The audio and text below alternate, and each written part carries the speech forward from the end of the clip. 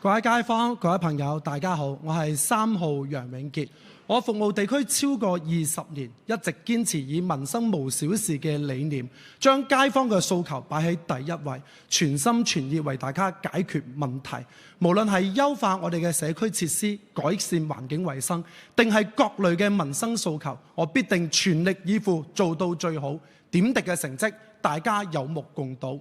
未來議會更需要一位有經驗、有實績、懂社區嘅代議士，繼續喺議會裏面為大家發聲，爭取各類嘅權益。